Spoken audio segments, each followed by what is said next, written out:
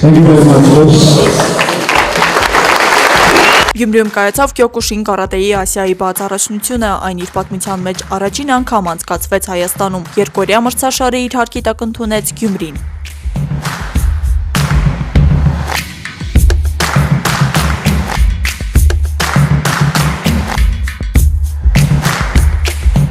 Мне нравится, что гостеприимно встретили нас на турнире. Ну, конкуренция была большая. Все понравилось, в Армении мне тоже нравится. Թեժեր մարզիկների պայքարն ու պատրաստվածությունը հանուն հաղթանակի 18 երկրներից ժամանած 540 մարզիկներ մրցեցին ոչ միայն Ասիայի բաց առաջնությունում հաղթելու, այլ նաև գալիք տարում Տոկիոյում կայանալիք աշխարհի առաջնության ուղեգրի նվաճման համար։ Հայաստանի Կյոկուշինկայի կարատեի միջազգային կազմակերպության մասնաճյուղի ղեկավար Կարեն Մանուկյանի խոսքով մրցաշարը լիովին արդարացրել է սպասելիքները, Գյումրին պատրաստ հյուրընկալել նման մեծամասշտաբ միջոցառում։ Բնականաբար ավելի էմոցիաները լարված են, մոտիվացիաներն ավելի բարձր են, համար դուք տեսնում եք, որ ավելի ակտիվ մենամարտեր են ընդանուր առմամբ այս պահին ամփոփելով արդյունքները կարող եմ խիստ դրական միայն գնահատական տալ։ Մարտերին անձամբ հետևել են Կյոկուշինկայի կարատեի միջազգային կազմակերպության նախագահ Շոկեյ Մացուին, Հայաստանի մասնաճյուղի ղեկավար Կարեն Մանուկյանը, Հայաստանի Կյոկուշինկայի կարատեի ֆեդերացիայի փոխնախագահ Եվրոպայի չեմպիոն Արթուր Հովհաննիսյանը։ Նման մեծամասշտաբ առաջնության կարևորությունը գնահատելու էր եկել նաև Հայաստանի Հանրապետության վարչապետի մամուլի քարտուղար Նազելի Բաղդասարյանը։ Շոկեյ Մացուին բարձր է գնահատել ինչպես մրցաշարի կազմակերպումը, այնպես էլ Հայաստանի ներուժը։ Նշենք, որ Հայաստանից Ասիայի բաց առաջնությանը մասնակցել են 27 մարզիկներ։ Կարծում եմ այն շատ բովանդակալից ու հաջողված մրցաշար էր։ Մասնակիցների թիվը նույնպես բավական մեծ էր։ Վստահ եմ, որ նման մրցաշարը պարբերաբար անցկացնելու եւ փորձը կուտակելու արդյունքում դրանք ավելի կզարգանան ու կընդլայնվեն։ Մացուին ընդգծել է, որ Հայաստանը ոչ միայն կարատեի, այլև բազմաթիվ մարզաձևերի ոլորտում աշխարհահռչակ մարզիկներ տված երկիր է։ Եթե խոսենք Կյոկուշին կարատեի մասին, ապա կարելի է նշել Արթուր Հովհաննիսյանի անունը որպես աշխարհում ճանաչված եւ Կյոկուշինը ներկայացնող լավագույն մարզիկներից մեկի։ Այսօր նա արդեն մարզիչ է, սակայն նրա ներդրումն ու հեղինակությունը շարունակում է մեծ դեր ունենալ։ Արթուր Հովհաննիսյանն էլ մրցաշարը գնահատեց մեկ բառով՝ գերազանց։ Նրա խոսքով յուրաքանչյուր մենամարտ չափազանց բարդ էր, քանի որ մրցակիցների մակարդակը շատ բարձր էր, իսկ հաղթանակի համար պայքարը անզիջում։ Աշխարհի մրցաշարին մասնակցելու համար պետք է անպայման մասնակցել Ասիայի կամ Եվրոպայի կամ Ճապոնիայի մրցաշարներին։ Առաջի, երկրորդ, երրորդ տեղ գրավող մարդիկները կստանան, այսպես ասած, թույլտվություն, որ մասնակցեն աշխարհին։ Կարելի է ասել, որ նման մրցաշարերի անցկացումը լավագույն գործիքներից է տվյալ մարզաձևի զարգացման եւ մասսայականացման համար։ Դրանպես միջազգային մրցաշարերի անցկացումը ամենաարդյունավետ մի գործիքներն են, որովհետեւ զարգանա տվյալ սպորտացիը, ավելի մասսայականություն վայելի տվյալ երկրում։ Դա իմ կարծիքով դա առաջի բաղադրիչն է, բայց այդտեղ կան հավելյալ բաղադրիչներ, օրինակ շփումները մարդկանց հետ, փորձի ձեռքբերումը, որովհետև մի մրցաշարի ժամանակ ձեռքբերված փորձը դա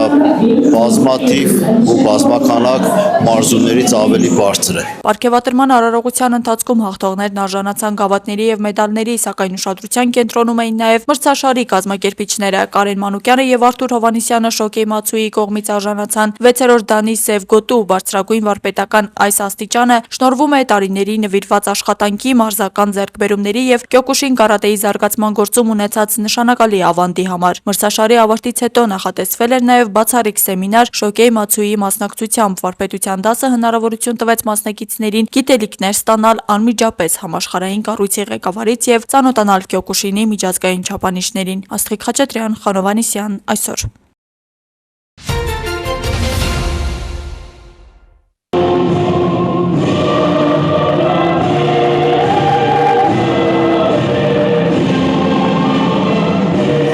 Ունեցավ Գյումրիում սամբո միջամարտի հիմնադիրը Ռոբերտ Հովհաննիսյանի հուշամրցաշարը։ Մարզաշխարհի ներկայացուցիչների խոսքով սա լավ հնարավորություն է վերջինիս անցած ուղին հիշելու եւ իհարկե նաեւ նպաստելու այս սպորտաձևի զարգացմանը, մասնավորապես Գյումրիում։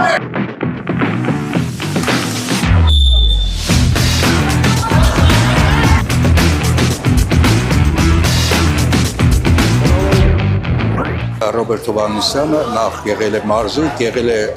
ԽՍՀՄ սպորտի վարպետ, դրանից հետո անցել է մարզչական գործունեության, դարձել է Հայաստանի Հանրապետության վաստակավոր մարզիչ եւ ամենակարևորը որ սամբո ըմշամարտի եւ կայացումը եւ զարգացումը Գյումրի քաղաքում կարելի է կապել հենց Ռոբերտ Հովհաննիսյանի անվան հետ։ Մարշական կորձունեությունից հետո մեծ նրա դերը նշանակալ են մատուցած ծառայությունները սպորտային մայրաքաղաք Գյումրու սպորտային ոլորտի կառավարման գործում Պես մարդ, լավ մարդ է, որպես մարզիկ, լավ մարզիկ, դրա համար այսօր մենք Ռոբերտ Հովհաննիսյանին հիշում ենք, նաև Հայաստանի Սամբոյի Ֆեդերացիան Միքայել Հարապետյանի գլխավորությամբ նման հուշամրցաշարները մենք տալիս ենք առաջնահերթություն եւ հարգելով հիշատակը եւ նման միջոցառումները ազդում են երեխաների զարգացմանը։ Սամբոյի հիմնադիրն է 20 տարի աշխատել է սպորտ կոմիտեի նախագահ ու այսօր մենք բոլորի շնորհակալություն ենք հայտնում, որ բոլորը մասնագիծ են ու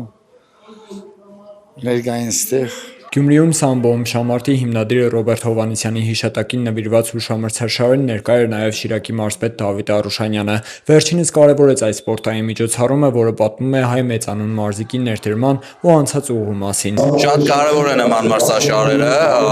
մեր երիտասարդները պիտի իմանան ով է Ռոբերտ Հովհաննիսյանը, ով են մեր լեգենդները, որոնք Գյումրին սպորտային քաղաք են դարձրել ժամանակին, ու իրանք են պարտավոր այդ լեգենդների դիմաց պարտավորություն ունեն, որովհետեւ շարունակեն մեր քաղաքի այդ ավանդույթները, որը կա, բացի դրանից այս նման մրցաշարը նաև ոգևորիչ է երիտասարդների համար, սպորտով զբաղվող մեկի համար, եւ վստահ եմ, որ նոր աշակերտներ են լինելու, որոնք աշխարհ են գրավելու։ Աշխարհում սպորտային նվաճումների ակնկալիքով ու մեծ ներուժով մարզիկներից մեկն է Արման Եկանյանը, ով խոստանում է կրկնել Ռոբերտ Հովհաննիսյանի հաջողությունը այս ասպարեզում։ Ես շատ ուրախ եմ, որ իր հուշամրցաշարում մասնակցում եմ ու ես իր թողած ճանապարհը կշարունակեմ մինչև վերջ։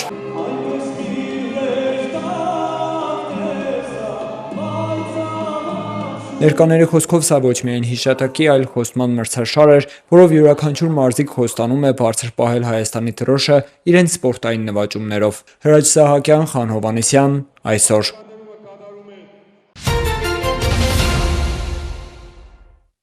Առաջին բանը, որ ուզում եմ ասել 2025 թվականի պետական բյուջեի մասին հետևյալն է, որ ըստ էության մի շրջադարձային գիծ են կանցել, որովհետև 2017-ի համեմատ պետական բյուջեի հարկային եկամուտները ավելացրել են 135%-ով, ինչը նշանակում է, որ կարող ենք արդեն վստահ պնդել հեղափոխությանը հաջորդող 8 տարիների ընթացքում Հայաստանի պետբյուջեի հարկային եկամուտները կրկնապատկվել են։ Այս մասին 25 թվականի պետական բյուջեի կատարման հաշվետվության իր եզրափակիչ ելույթում ասել է վարչապետ Նիկոլ Փաշինյանը։ Մենք ի վերջո պետք է արձանագրենք, որ 2025 թվականը այն տարին է, որտեղ մենք լիարժեք արձանագրեցինք, որ ունենք խաղաղություն, ունենք հաստատված խաղաղություն եւ ըստ էության ունենք հակամարտության ավարտ Հայաստանի Հանրապետության եւ Ադրբեջանի Հանրապետության միջեւ։ Պիտի արձանագրենք, որ 2026 թվականին այդ փաստը լեգիտիմություն ստացավ եւ վերաարձանագրվեց Հայաստանի Հանրապետության ժողովրդի կատարած ընտրությամբ եւ քվեարկությամբ, որովհետեւ 2026 թվականի ընտրությունների արդյունքներով Հայաստանի Հանրապետության ժողովուրդը տեր կանգնեց խաղաղությանը, ինչը նշանակում է, որ մենք 2025 թվականը ըստ էության համարելով հեղափոխական կառավարման լավագույն տարին կարող ենք արձանագրել, որ սրանից հետո մեզ սպասում են ամեն տարի պետքա լինի հետ հեղափոխական կառավարման լավագույն տարին, այդ թվում օրինակ բյուջետային հոսքերի տրամաբանության մեջ։ Ես առիթ ունեցել եմ այս ամբիոնից ասելու, որ արդեն 2026 թվականի պետական բյուջեի պարամետրերը մեզ տալիս են լավատեսություն, որ 2026 թվականին մեր պլանավորած եկամուտները մենք էականորեն գերակատարելու ենք եւ սա իհարկե առաջին հերթին կապված է 2025 թվականին մեր արձանագրած տնտեսական ցուցանիշների հետ։ 2026 թվականի ընտրություններում փաստ է, որ ՔՊ-ն Գյումրիում հավաքել է 50%-ից ավելի ձայն։ Արդյոք սա ավտոմատ տեխնիկապես նշանակում է, որ Գյումրիի թիմում պետք է լինեն նոր ընտրություններ։ Ավտոմատ տեխնիկապես չի նշանակում, բայց ես կարծում եմ քաղաքականապես նշանակում է, կամ բավարար հիմքեր պնդելու, որ Գյումրու ավագանին պետք է ցրվի եւ նոր ընտրություններ կազմակերպվեն։ Այս մասին լրագրողների հետ ճեպազրույցում ասել է ազգային ժողովի փոխխոսնակ Ռուբեն Ռուբինյանը։ Հիմա 2026 թվականի ընտրություններում փաստ է, որ քաղաքացիական պայմանագիր կուսակցությունը Գյումրիում հավաքել է 50%-ից ավելին։ Արդյոք սա ավտոմատ տեխնիկապես նշանակում է, որ Գյումրիի թիմում պետք է լինեն նոր ընտրություններ։ Ավտոմատ տեխնիկապես չի նշանակում, բայց ես կարծում եմ քաղաքականապես նշանակում է, որ կան բավարար հիմքեր պնդելու, որ պետք է Գյումրիի ավականին ցրվի եւ նոր ընտրություններ կազմակերպեն։ Կրկնում եմ, ես խոսում եմ քաղաքական անհրաժեշտության մասին։ Էլ չեմ ասում, որ այս քարոզարշավի ժամանակ ժողովուրդ ջան տեղի ունեցել մի քանի մեծ խայտառակություն։ Դուք մոռացել եք, հա, որ Գյումրիի քաղաքապետ Վարդանիկը ձերբակալվել է քարոզարշավից առաջ դեռ ձերբակալվել է կաշառք պահանջելու կամ վերցնելու մեղադրանքով, այստեղ disclaimer, մեղադրյալը ամեղ է, քանի դեռ չի ապացուցվել նրա մեղքը։ Եվ բացի դրանից մոռացել եք, որ հրապարակվեց ձայնագրություն, ըստ որի Գյումրիի քաղաքապետ Վարդանիկը ինչ որ մեկին ասում է, ես մեկ քայլ անգամ չեմ անի առանց X, որտեղ կարևոր չի, էլի, ով է այս կոնտեքստում։ Օտարերկրյա երկրի։ Հիմա ես կարծում եմ, որ հստակ լեգիտիմության ճգնաժամ կա Գյումրիի քաղաքապետարանում եւ այդ հարցը պետք է լուծել։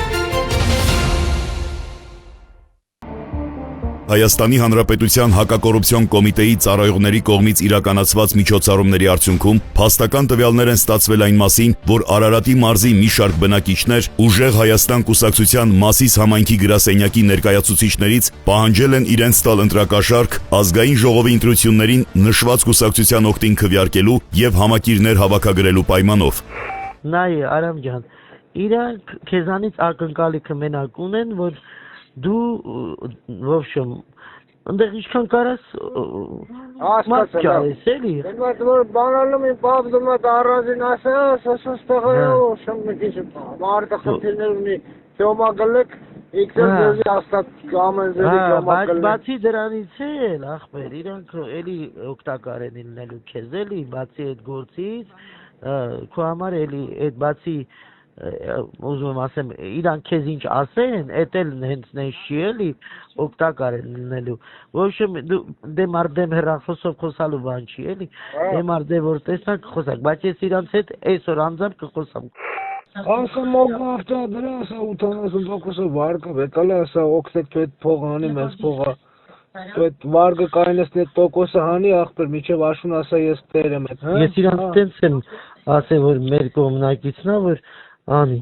ջոգիր, ես հիմա իրանց հետ տենց խոսալու եմ, ոնց դու ես ուզում, բայց նենց չլինի, որ իրանք քեզ օգնեն, բայց դու իրանց կողքաննաս չլնես էլի, ջոգում ես։ Շարը մազում ենք, այդքան թռած թուլաց ենք, մենք փողոցի տղա ենք, լավ տղա ենք, որ բան ենք ասում ենք, դիտենց է։ Հա, դե էդ եմ ասում, ինքն էլ գողելնի էլի քեզանից, ջոգիր։ Պասպորտ մեր պետք է ցույց կթողենք մոտները։ Ասում է ինչ որ ներքին կարգով հրամանկա, որ աջակցենք Վանին, ուժեղ Հայաստանին։ Հա։ Ես մարդկանց տարալ եմ, ներկայացրել եմ իրան։ Խոսքի իրանք Դի հարցրեց ասես Մարգոն ասի, հա, Մարգոն աշխատում է, վաղն է այսօր էլ էս հրապարակ։ Թող ուրիշ ժամը 3:30 մեր խանութի դրան դեմն ես իրան 10,000 դրամ կտամ, բեզին կլսնի։ Հա, ճիճա, կասա։ Հակած կապած սիրուն թող մեր խանութի դրան, ասա միջև տե հասի ես բեզինի փողը կտամ։ Ես կեզի մի բան կարան մեր համար մի քիչ օգնեմ մի բանով մի քիչ ժամանակավոր։ Հա, ոնց, բայց ես այնց չեմ ուզում որ դու պրոստը որ մեջը բան չլինի ասենք։ Վերել եմ Ստեվյանի որ նպաստը ամայրամի դասավորը սկիչ ենք էլ դասավորը միջև։ Հա, ում համար ես ասում։ Բանի երրորդ համար է։ Հա։ Սամոյ։ Հա, դե նշի որ ես դրա մեջ չեմ։ Դեպքի արդիվ Հայաստանի Հանրապետության հակակոռուպցիոն կոմիտեում նախաձեռնվել է քրեական վարույթ, ձերբակալվել են մի շարք անձինք, կատարվել են վարութային գործողություններ։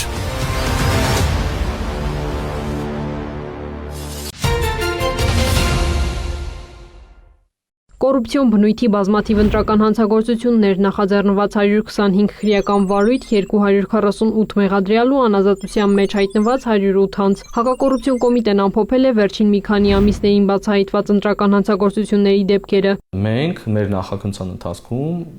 մեր լիազորությունների սահմանում մեզ տրված ամբողջ գործիքակազմը կիրառելու ենք, հանցավոր ամբողջական շղթան բացահայտելու եւ բոլորին պատասխանատվության կանչելու համար։ Կոմիտեում վեր են հանվել նաև հանցագործությունների դրսևորման հիմնական մեխանիզմները։ Դրանց հիման վրա հակակոռուպցիոն կոմիտեի նախագահը դիմել է Արդարադատության նախարարին, միջնորդելով նախաձեռնել այնպիսի օրենսդրական փոփոխություններ, որոնք նվազագույնի կհասցնեն բացահայտված հանցավոր սխեմայի կիրառման հնարավորությունը, այդ թվում կարգել են այդպիսի սխեմաներում ներգրավված քաղաքական ուժերին մասնակցել ընտրական գործընթացներին։ Օրենսդրական փոփոխությունների իրականացման նպատակը այն գործոնների պայմանների վերացումն է, որոնք նպաստում են ընտրական բնույթի կոռուպցիոն հանցագործությունների դրսևորմանը իրականացմանը, հետագայում այս հանցագործությունները բացառել։ Նախաձեռնված 125 քրեական վարույթները վերաբերել են Ուժեղ Հայաստան, Հայաստան դաշինքներին եւ Բարգավաճ Հայաստան կուսակցության տարբեր ներկայացուցիչների, այդ թվում падգամավորի տեխնացուների, շտաբների ղեկավարների վստահված անձանց։ Այս տվյալների համակցված վերլուծությունը թույլ է տալիս եզրակացնել, որ այս ամենը կրել է համատարած բնույթ, ներառել է Երևան քաղաքը եւ Հայաստանի Հանրապետության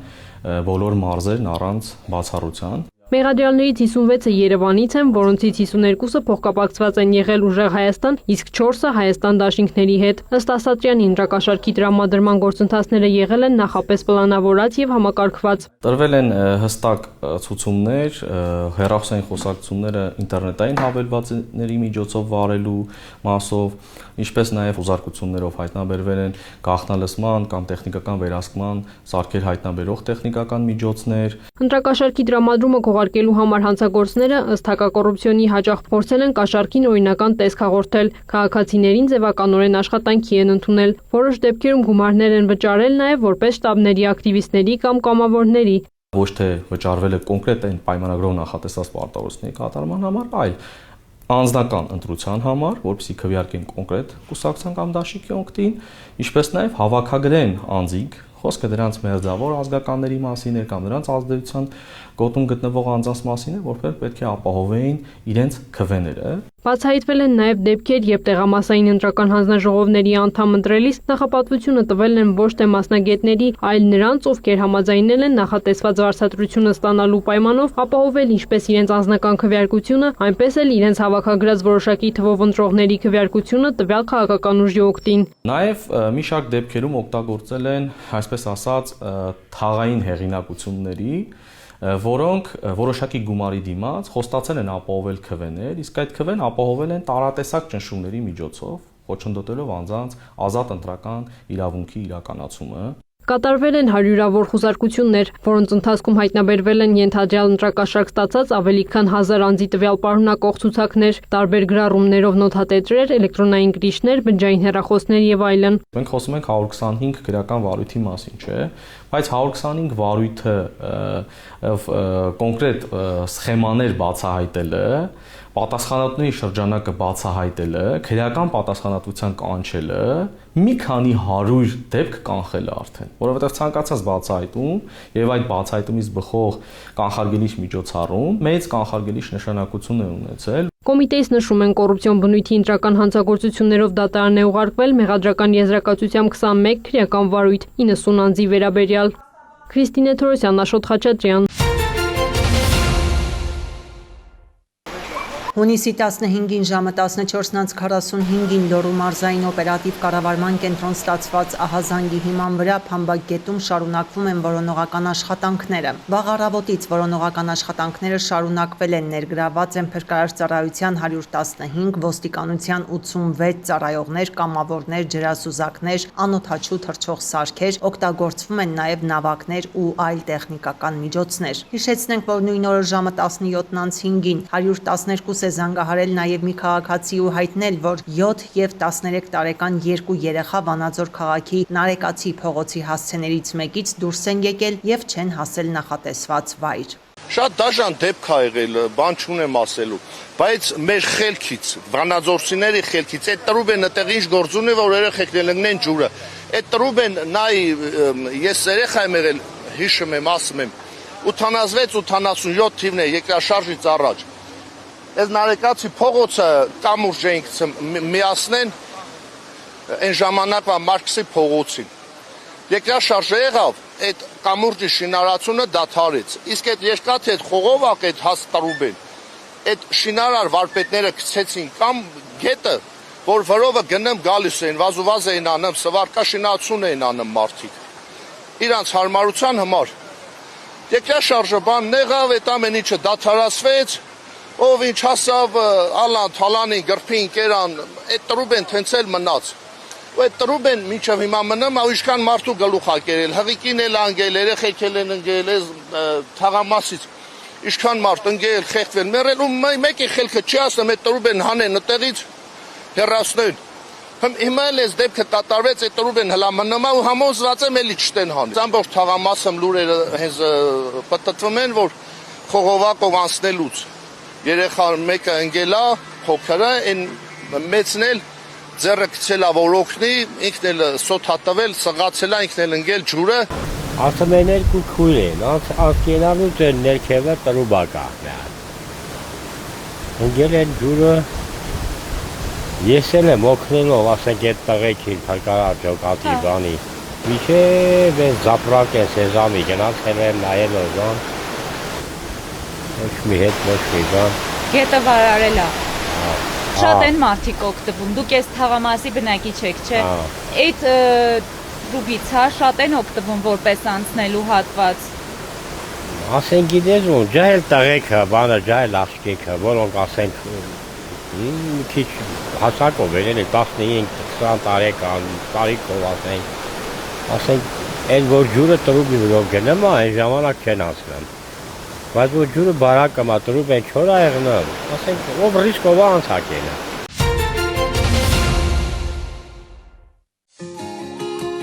Ոնց գյուղի անունն է Բերքանուշ, ապրողներն ասում են անվանը համահունչ նաև Բերքն ու բարիքն են, այստեղ ուրիշ եւ անուշ։ Ծիրանն էլ է լավաճում, դեղսն էլ է լավաճում, ընկույզն էլ է լավաճում, բանջարեղենը էլ խոսք չկա։ Արդեն 15 տարի անփոփոխ Անտոն իր 2 հեկտարի վրա սմբուկ եւ ծաղկակաղամբ է աճեցնում։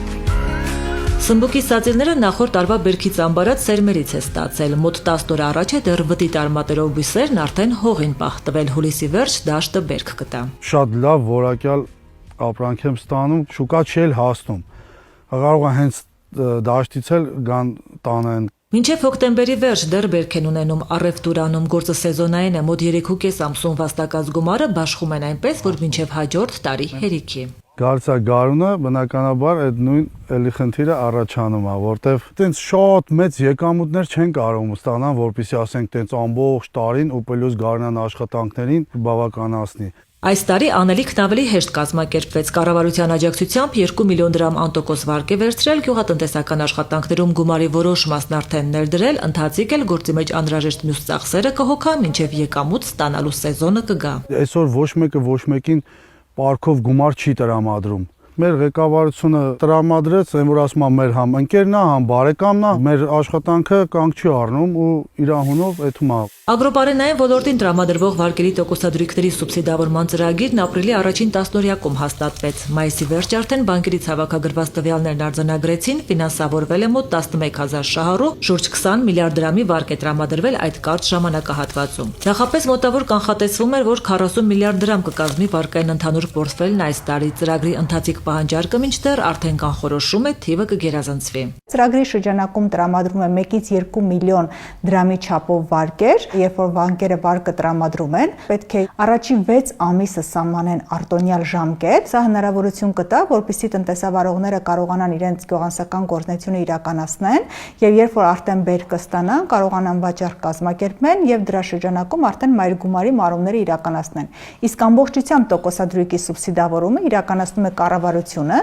Գյուղոլորտում կառավարությունը թիրախային ծրագրեր ունի սկսած ինտենսիվ այգեգործությունից մինչև տոհմային անասնաբուծություն, ջերմատների կառուցում, բայց գյուղատնտեսական աջակցության այսպես ասած լայնածածկույթ առաջարկ բոլոր ենթաճյուղերը ներառող չկար։ 0% վարկերի նոր ծրագիրը բացը փակում է։ Ծրագիրը ընդգրկում է ագրոպարենային ամբողջ ոլորտը, այսինքն ինքը կարող է իրականացնել եւ գյուղատնտեսության ոլորտում ներդրումներ, ինչպես նաեւ վերամշակման ոլորտում կարող է եւ այգետնկման աշխատանքներ իրականացնել եւ ցանկ իրականացնել եւ արտանյութ ձեռք բերել եւ կենթանի ձեռք բերել։ Ծրագիրն արդեն իսկ օգնել է հազարավոր գյուղատնտեսների իրենց գործի զարգացման համար շրջանառու եւ հիմնական միջոցներ ձեռք բերել, մեծ ծավալի վարկեր են տրամադրվում, հետեւաբար սուբսիդավորման ուղղող գումարներն էլ մեծ կլինեն։ Կառավարությունը հետեւողական է լինելու, որ աջակցությունը լինի նպատակային, որպես գյուղատնտեսական վարկներ գրավված գումարները զարտուղի չծախսվեն։ Հորդորում են գյուղացիական տնտեսություններին, որպեսզի հետևողական լինեն,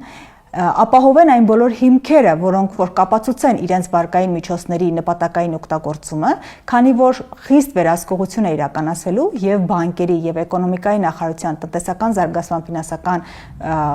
կառույցի կողմից, որպեսզի հստակ արձանագրվի, որ տվյալ միջոցները նպատակային օգտագործում են ունեցել։ Եթե բացահայտվեն ծրագրի պահանջներից շեղումներ, սուբսիդավորվող գումարները կվերադարձվեն։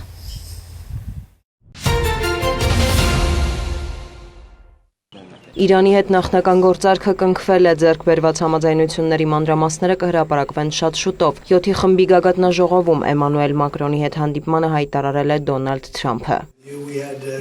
Անչափ ուրախ եմ հայտնել, որ փաստաթուղթը ստորագրված է, Հորմուզի նեղուցն արդեն մասամբ բաց է։ Այժմ ականների հարցն է լուծվում, բայց նավերը փաստացի սկսել են դուրս գալ։ Հունիսի 19-ին նեղուցը ամբողջությամբ կբացվի եւ անվճար կլինի։ ԱՄՆ նախագահը կարծիք է հայտնել, որ Մերձավոր Արևելքում կարող են հիանալի իրադարձություններ տեղի ունենալ։ Նրա խոսքով նավթի գներն իջնում են, շուկաների վիճակը բարելավվում է։ Ու գլխավորն այն է, որ Իրանը միջուկային զենք չի ունենա, նրանք լիովին համաձայն են դրան։ Հիանալի աշխատանք ենք կատարել, հուսով ենք լավ հարաբերություններ կունենանք եւ ընդհանուր լեզու կգտնենք։ Իսկ եթե ոչ, կվերադառնանք այնտեղ, որտեղից սկսել էինք, բայց չեմ կարծում, որ դա անհրաժեշտ կլինի։ Դոնալդ Թրամփը հավելել է գործարքը հակաիրանական պատժամիջոցների մեղմացում չի նախատեսում, սակայն եթե նրա ձևակերպմամբ Թեհրանը համապատասխան վարքագիծ դրսևորի, դա արդյունքներ կտա։ ԱՄՆ նախագահն անդրադարձել է նաեւ Լիբանանի հարցին։ Դեռ պետք է տեսնենք, կարող ենք արդյոք կարգավորել Լիբանանի հարցը։ Թվում է, թե այն չունի վերջ, բայց դա պետք է որ բարդ չլինի։ ԱՄՆ փոխնախագահն էլ կրկնել է, որ գործարքի պաշտոնական կնքման արարողությունը նախատեսված է հունիսի 19-ին։ Այն արդեն առցանց տարբերակով ստորագրել են ԱՄՆ նախագահը, փոխնախագահը եւ Իրանի խորհրդարանի խոսնակը։ Համաձայնագրում ասվում է, որ Իրանը ամերիկյան ոչ մի ցենտ չի ստանում։ Եթե իրանցիներն իրենց լավ պահեն, պատժամիջոցները մեղմացվեն, Իրանն ինտեգրվի համաշխարհային տնտեսությանը, ապա մենք կհրավիրենք այլ երկրների այնտեղ ներդրումներ կատարելու համար։ Վենսը հավելել է, որ Թեհրանը դադարեցնելու է տարածաշրջանում ահաբեկչական կազմակերպությունների ֆինանսավորումը, թույլ է տալու, որ Իսլամական Հանրապետության միջուկային կարողությունները պարբերաբար վերահսկվեն։ Նրա խոսքով արաբական երկրները հավանություն են տվել Թրամփի գործարքին, Իրանը եւս կշահի դրանից։ Միևնույն ժամանակ փոխնախագահը նշել է, որ փաստաթուղթը դեռ վերջնական չէ եւ շատ մանրամասներ կհստակեցվեն ապագա բանակցությունների ընթացքում։ Թեհրանից եւս հաստատել են գործարքը դեռ վերջնական չէ։ Ձեռք բերված համաձայնությունները կարևոր են պատերազմը դադարեցնելու եւ բանակցություններ սկսելու ճանապարհին։ Իրանը պատրաստ է հնարավոր բոլոր սցենարներին։ Մեր ժողովուրդը չի նվաստանալու։ Այս փոխըմբռնման հուշագիրը ամիսներ տևած երկխոսության եւ համառ ու հետեւողական աշխատանքի արդյունք է։ Եթե բոլոր դրույթները պատշաճ կերպով իրականացվեն, ապա մենք կարող ենք հպարտանալ այդ փաստաթղթով։ Փեզեշքյանը շեշտել է, Միացյալ Նահանգները պետք է հարգի Իրանի ազգային իրավունքները եւ համապատասխան դրույթները եւս ներառված են համաձայնագրում։ Թեհրանի համար նաեւ կարեւոր է, որ Իսրայելը դադարեցնի Լիբանանում ռազմական գործողությունները, թեև հրեական պետությունը Իրան-ԱՄՆ գործարքի կողմ չէ։ Իրանի ԱԳՆ խոսնակը նախազգուշացրել է, եթե Իսրայելը չկատարի ամրագրված պահանջները եւ չհարգի Լիբանանի տարածքային ամբողջականությունը, Իրանը դուրս կգա գործարքից։ Սակայն Իսրայելը կարծես դժգոհ է Թրամփի գործարքից։ Մի շարք պաշտոնյաներ հայտարարել են, որ Լիբանանում գործողությունները չեն կարող դադարեցվել։ Իրանի հետ հրադադարն էլ ոչ բոլորին է բավարարում։ Տասնամյակներ շարունակ ես պայքարել եմ, որ Իրանը միջուկային զենք ձեռք չբերի եւ շարունակելու եմ դա անել անկախ գործարքից։ Մենք փրկել ենք Իսրայել պետությունը ոչնչացումից, բայց պայքարը դեռ չի ավարտվել։ Մենք անվտանգության գոտիներ ենք ստեղծել Գազայում, Լիբանանում եւ Սիրիայում եւ կմնանք այդ տարածքներում այնքան, որքան մեզ անհրաժեշտ լինի։ Անդրադառնալով Դոնալդ Թրամփի հետ իր լարված հարաբերությունների մասին տեղեկություններին Նեթանյահուն նշել է. վաղուց են իրար ճանաչում, շատ հարցերում համակարծիք են, բայց ունեն նաև տարաձայնություններ։ Ես պատասխանատու եմ Իսրայելի շահերի եւ անվտանգության համար եւ պնդում եմ, որ դրանք պահպանվեն, ընդգծել է Բենյամին Նեթանյահուն։ Նա հավելել է, դեռ մինչև վերջ հասկանալի չէ, ինչ տեսք է ունենալու Իրան-ԱՄՆ համաձայնագիրը։ Դիանա Գասպարյան